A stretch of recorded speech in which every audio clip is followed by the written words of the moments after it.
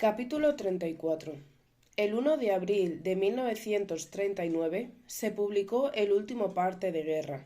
A partir de entonces ya no hubo bandos, ni dineros, ni uniformes que dividieran el país. O por lo menos eso nos contaron. Mi madre y yo recibimos la noticia con satisfacciones confusas, incapaces de anticipar lo que aquella paz iba a traer consigo.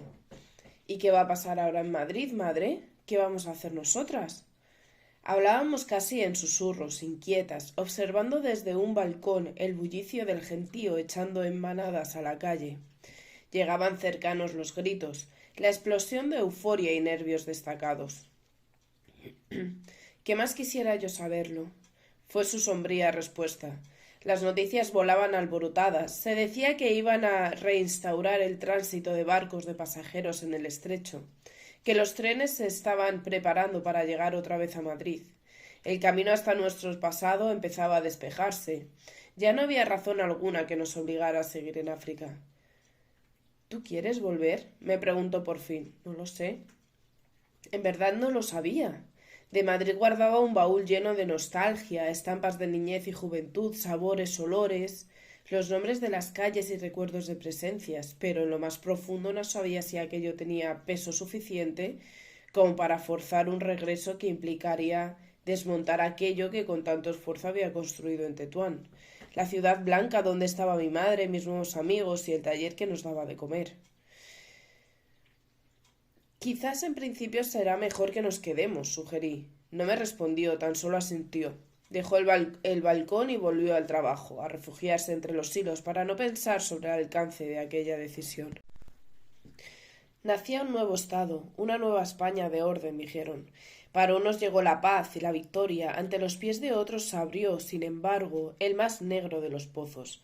La mayoría de los gobiernos extranjeros legitimaron el triunfo de los nacionales y reconocieron sus regímenes sin dilatación. Los tinglados de la contienda comenzaron a desmantelarse y las instituciones de poder fueron despidiéndose de Burgos y preparando su regreso en la capital. Empezó a tejerse un nuevo tapiz administrativo. Se inició la reconstrucción de todo lo devastado. Se aceleraron los procesos de depuración de indeseables y los coadyuvantes de la victoria se pusieron en cola para recibir su porción del pastel. El gobierno de tiempos de guerra se mantuvo todavía unos meses ultimando decretos, medidas y ordenanzas. Su remodelación hubo de esperar hasta bien entrado el verano. De ella, sin embargo, supe yo en julio. Apenas llegó la noticia a Marruecos. Y antes de que el rumor trepara por los muros de la alta comisaría y se extendiera por las calles de Tetuán, mucho antes aún de que el nombre y la fotografía aparecieran en los diarios y toda España se preguntara quién era el señor moreno, de bigote oscuro y gafas redondas, antes de todo eso ya tenía yo conocimiento de quién había sido designado por el caudillo, para sentarse a su derecha en las sesiones de su primer Consejo de Ministros, en tiempo de paz. Don Juan Luis Belvedere, y Atienza en calidad de nuevo ministro de Asuntos Exteriores, el único integrante militar del gabinete con rango inferior al del general. Rosalinda recibió la inesperada noticia con emociones encontradas, satisfacción por lo que para ella suponía tal cargo, tristeza al anticipar el abandono definitivo de Marruecos, sentimientos revueltos en unos días frenéticos que el alto comisario pasó a caballo entre la península y el protectorado, abriendo asuntos allí, cerrando asuntos acá, dando carpetazo definitivo al estado de provisionalidad generado por los 3 años de contienda y empezando a montar los andamios de las nuevas relaciones externas de la patria.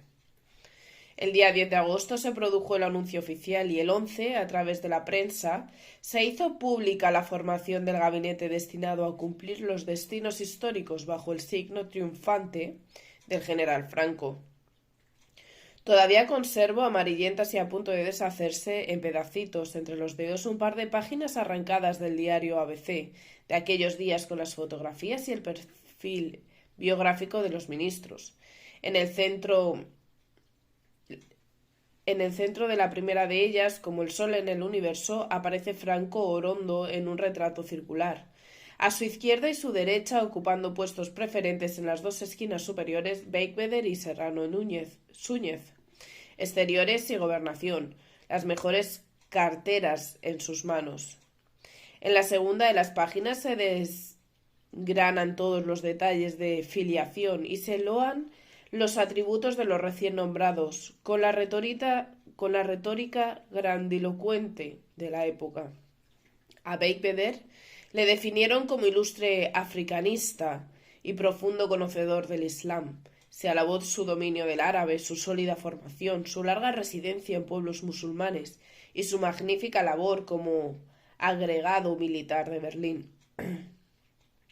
La guerra ha revelado la gran pública del nombre del coronel Beigbeder, decía ABC. Organizó el protectorado y, en nombre de Franco, y siempre acorde con el caudillo, consiguió la colaboración espléndida de Marruecos, que tanta importancia ha tenido. Y como premio, ¡pum!, el mejor ministerio para el señor. De señor Serrano Súñez se alababa su prudencia y energía, su enorme capacidad de trabajo y su bien probado prestigio. Para él, por los méritos acumulados, el Ministerio de Gobernación, el encargado de todos los asuntos internos de la patria en su nueva era. El valedor para la sorprendente entrada del ánimo Beigbeder en aquel gobierno fue, según supimos más tarde, el propio Serrano. En su visita a Marruecos quedó impresionado por su comportamiento con la población musulmana, el acercamiento afectivo, el dominio de la lengua, el aprecio entusiasta por su cultura, las efectivas campañas de reclutamiento e incluso, paradójicamente, las simpatías hacia los afanes independentistas de la población. Un hombre trabajador y entusiasta, Beigbeder.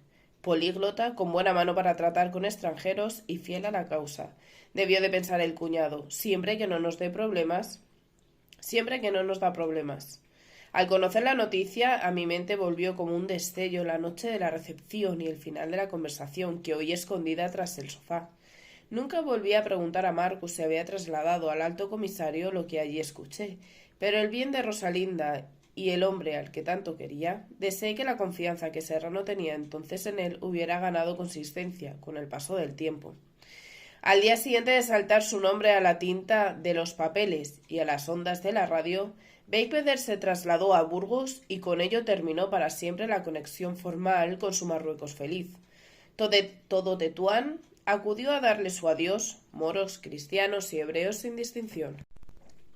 En nombre de los partidos políticos marroquíes, Sidi Abdelhalak Torres pronunció un sentido discurso y entregó al nuevo ministro un pergamino enmarcado en plata en el que se hacía constar su nombramiento de hermano predilecto de los musulmanes.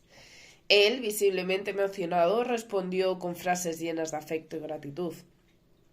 Rosalinda derramó unas lágrimas, pero éstas duraron poco más de lo que el bimotor tardó en despegar del aeródromo de Saniaramel, sobrevolar Tetuán en vuelo raso a modo de despedida y alejarse en la distancia para cruzar el estrecho. Sentía en lo más profundo la marcha de su Juan Luis, pero la prisa por reunirse con él le requería ponerse en funcionamiento lo antes posible. En los días posteriores, Beigbeder aceptó en Burgos la cartera ministerial de manos del depuesto conde de Jordana. Se incorporó al nuevo gobierno y comenzó a recibir una catarata de visitas protocolarias.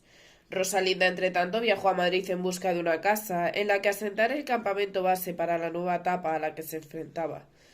Y así transcurrió el fin de agosto del año de la victoria, con él aceptando los parabienes de embajadores, arzobispos, agregados militares, alcaldes y generales, mientras ella negociaba un nuevo alquiler, desmontaba la hermosa casa de Tetuán y organizaba el traslado de sus innumerables enseres, 5 criados moros, una docena de gallinas ponedoras y todos los sacos de arroz, azúcar, té y café de los que pudo hacer acopio en Tánger.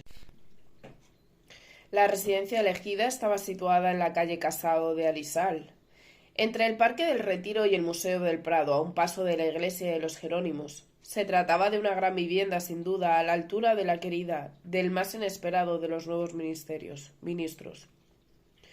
Un inmueble al alcance de cualquiera dispuesto a pagar la suma de algo menos de 1000 pesetas mensuales, una cantidad que Rosalinda estimó ridícula, y por la que la mayoría de Madrid, hambriento de la primera posguerra, habría estado dispuesto a dejarse cortar 3 dedos de una mano.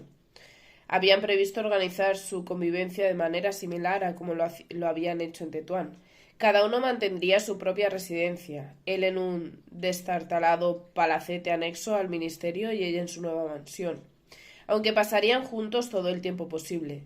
Antes de marcharse definitivamente y en una casa ya casi vacía en la que retumbaban las voces con eco, Rosalinda organizó su última fiesta. En ella nos mezclamos escasos españoles, bastantes europeos y un buen puñado de árabes insignes para dar nuestro adiós a aquella mujer que en su aparente fragilidad había entrado en la vida de todos nosotros con la fuerza de un vendaval. A pesar de la incertidumbre del periodo que ante ella se abría y haciendo esfuerzos por apartar de su mente las noticias que llegaban respecto a lo que acontecía en Europa, no quiso mi amiga separarse con pena de aquel Marruecos, en el que tan feliz había sido. Nos hizo por eso prometer entre brindis que la visitaríamos en Madrid tan pronto como estuviera instalada y nos aseguró que correspondencia regresaría a Tetuán asidualmente. Fui la última en marchar aquella noche. No quise hacerlo sin despedirme a solas de quien tanto había supuesto en aquella etapa de mi vida africana. Antes de irme quiero darte algo, dije. Le había preparado una pequeña caja de plata, moruna transformada en un costurero, para que me recuerdes cuando necesites coserte un botón y no me tengas cerca. La abrió ilusionada, le encantaban los regalos, por insignificantes que fueran, carretes diminutos de hilos de varios colores, un minúsculo alfiletero y un canutero de agujas, unas tijeras que casi parecían de juguete y un pequeño surtido de botones de nácar, hueso y cristal. Eso fue lo que encontró dentro. Preferiría tenerte a mi lado para que me siguieras solucionando estos problemas, pero me encanta el detalle, dijo abrazándome. Como el genio de la lámpara de Aladín, cada vez que abra la caja de ella saldrás tú. Reímos. Optamos por afrontar la despedida con el buen humor, taponando la tristeza. Nuestra amistad no se merecía un final amargo, y con el ánimo en positivo, obligándose a no borrar de su rostro la sonrisa, partió al día siguiente con su hijo rumbo a la capital en avión, mientras el personal de servicio y las posesiones avanzadas, traqueteantes atravesando los campos del sur de España bajo la lona verde oliva de un vehículo militar. Aquel optimismo duró poco, sin embargo. Al día siguiente de su marcha, el 3 de septiembre de 1939, y ante la negativa germana a retirarse de la inválida Polonia, Gran Bretaña declaró la guerra a Alemania y la patria de Rosalinda Fox hizo su entrada en lo que acabaría siendo la Segunda Guerra Mundial, el conflicto más sangriento de la historia. El gobierno español se asentó por fin en Madrid y lo mismo hicieron las legaciones diplomáticas tras lavar la cara a sus instalaciones, cubiertas hasta entonces por una sucia pátina con color de guerra y abandono. Y así, mientras Belvedere se iba familiarizando con las dependencias oscuras de la sede de su ministerio, el viejo palacio de Santa Cruz, Rosalinda no perdió un segundo de su tiempo y se implicó con entusiasmo paralelo en la doble labor de acondicionar su nueva residencia y lanzarse de cabeza a la piscina de las relaciones sociales de Madrid, más elegante y cosmopolita. Un reducto inesperado de abundancia y sofisticación, una isla del tamaño de una uña flotando en mitad del negro océano, que era la capital devastada tras su caída. Tal vez otra mujer de una naturaleza distinta habría optado por esperar con prudencia hasta que su influyente compañero sentimental comenzara a establecer vínculos con los poderosos de los que incuestionablemente habría de rodearse. Pero Rosalinda no era de esa pasta, y por mucho que adorara a su Juan Luis, no tenía la menor intención de convertirse en una sumisa querida agarrada a la estela de su cargo. Llevaba dando tumbos sola por el mundo desde antes de cumplir los 20 años, y en aquellas circunstancias, por mucho que los contactos de su amante pudieran haberle abierto 1000 puertas, decidió una vez más ingeniárselas por sí misma. Utilizó para ello las estrategias de aproximación en las que ya era tan hábil. Inició el contacto con viejos conocidos de otros tiempos y geografías, y a través de estos y de sus amigos y de los amigos de sus amigos vinieron nuevas caras, nuevos cargos y títulos con nombres extranjeros o largamente compuestos en caso de ser españoles.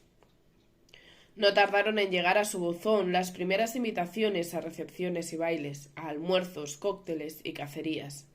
Antes de que Beigbeder fuese siquiera capaz de sacar la cabeza de entre las montañas de papeles y responsabilidades que se acumulaban entre las paredes de su lúgubre despacho, Rosalinda había comenzado a adentrarse en una red de relaciones sociales destinada a mantenerla entretenida en el nuevo destino al que su ajetreada vida le acababa de llegar.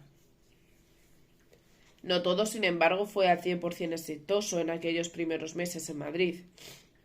Irónicamente, a pesar de sus magníficas dotes para las relaciones públicas, con quien no logró establecer el menor vínculo de afecto fue con sus propios compatriotas. Sir Maurice Peterson, el embajador de su país, fue el primero en negarle el pan y la sal. A instancias de él mismo, tal falta de aceptación se hizo pronto extensiva a la práctica totalidad de los miembros del cuerpo diplomático británico, destacado en la capital. En la figura de Rosalinda Fox no pudieron o no quisieron ellos ver a una potencia fuente de información de primera mano procedente de un miembro del gobierno español, ni siquiera a una compatriota a la que invitar protocolariamente a sus actos y celebraciones. Tan solo percibieron en ella a una incómoda presencia que ostentaba el indigno honor de compartir su vida con un ministerio de aquel nuevo régimen pro-alemán, hacia el que el gobierno de su graciosa majestad no mostraba la menor simpatía. Aquellos días tampoco fueron un camino de rosas para Beigbeder. El hecho de que hubiera permanecido a lo largo de la guerra en la periferia de las maquinaciones políticas hizo que en numerosas ocasiones resultara ninguneado como ministro en favor de otros dignatarios con más peso con la forma y más poderío en el fondo. Por ejemplo, Serrano Súñez, el ya poderoso Serrano de quien todos recelaban y por el que muy pocos en el fondo parecían sentir la menor simpatía. 3 cosas hay en España que acaban con mi paciencia: el subsidio, la falange y el cuñado de su excelencia. Ironizaban un dicho castizo entre los madrileños. Por la calle abajo viene el señor del gran poder. Antes era nazareno y hoy es Serrano Súñez. Decían que cantaban con guasa en Sevilla, cambiando el acento del segundo apellido. Aquel Serrano, que tan grata sensación se había llevado del alto comisario en su visita a Marruecos, se fue convirtiendo en un azote más virulento a medida que las relaciones de España con Alemania se estrechaban y las ansias expansionistas de Hitler reptaban por Europa con rapidez tremenda. Tardó muy poco en empezar el cuñadísimo a dar leña. En cuanto Gran Bretaña declaró la guerra a Alemania, Serrano supo que se había equivocado radicalmente al proponer a Franco que designara a Beigbeder para exteriores, al que el ministerio creía debería haber sido desde un principio para sí mismo y no para aquel desconocido proveniente de tierra africana, por atiendas que fueran sus dotes interculturales y varios los idiomas que se desenvolvían. Beigbeder, según él, no era un hombre para ese puesto. No estaba lo suficientemente comprometido con la causa alemana, defendía la neutralidad de España en la guerra europea y no mostraba intención de someterse a ciegas a las presiones y exigencias que del Ministerio de Gobernación emanaban. Y además tenía una amante inglesa, aquella rubia joven y atractiva a la que él mismo había conocido en Tetuán. En 3 palabras, no le servía.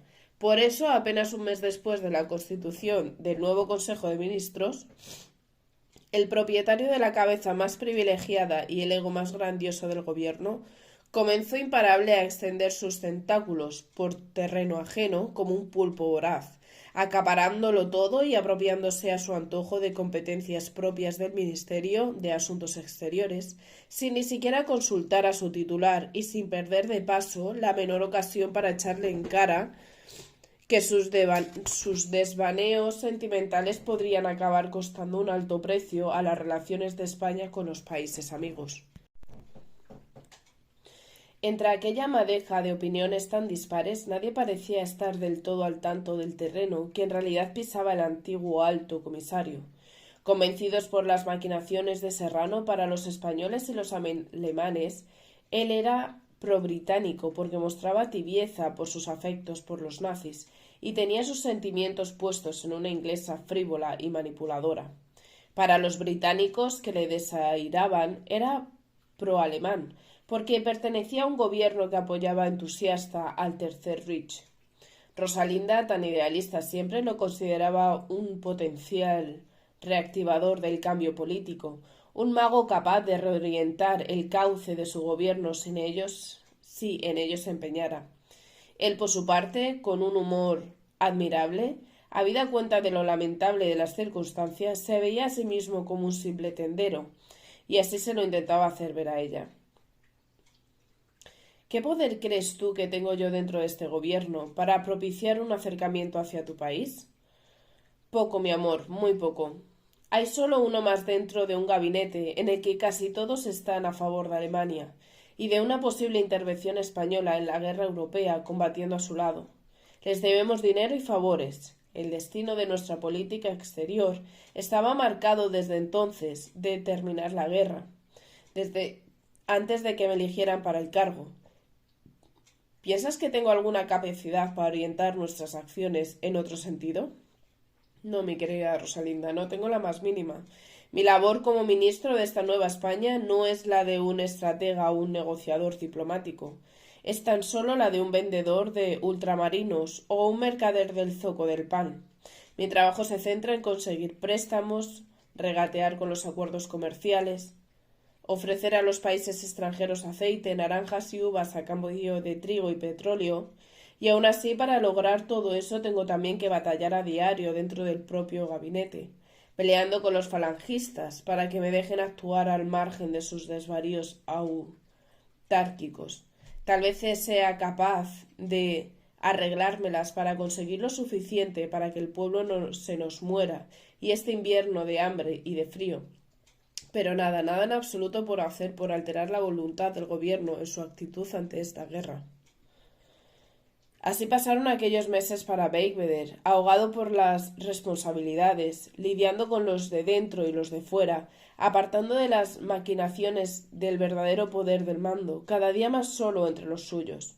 Para no caer en picado en la desazón más densa, en esos días tan negros buscaba refugio en la nostalgia de Marruecos, que había dejado atrás.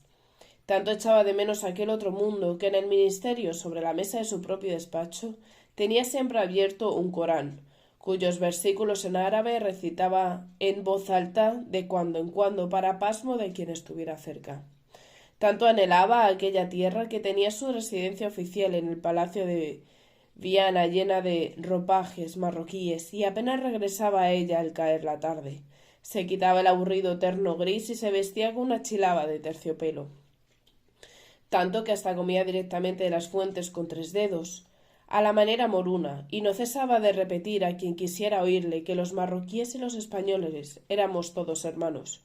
Y algunas veces, cuando por fin se quedaba solo tras haber peleado 1 y 1000 asuntos a lo largo del día, entre el chirriar de los tranvías que atiborrados de gente atravesaban las sucias calles, creía oír el ritmo de las chirimías, las dulzainas y los panderos, y en las mañanas más grises hasta le parecía que, confundido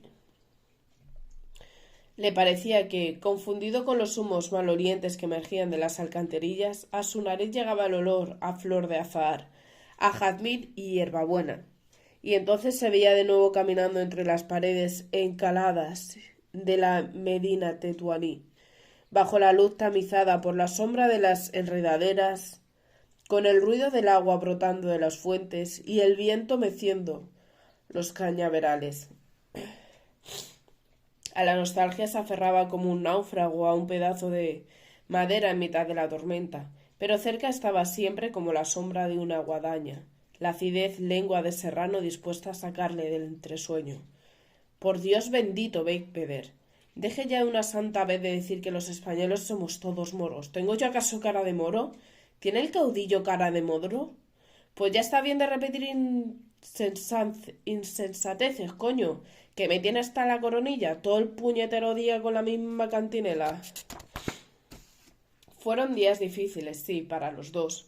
A pesar del tenaz empeño que Rosalinda puso en congraciarse con el embajador Peterson, las cosas no lograron enderezarse en los meses venideros.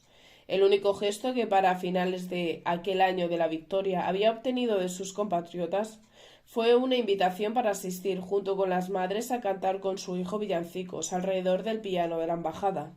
Para que las cosas dieran un vuelco hubieron de esperar hasta mayo de 1940, cuando Churchill fue nombrado primer ministro y decidió reemplazar de manera fulminante a su representante diplomático en España. Y a partir de entonces la situación cambió de forma radical para todos.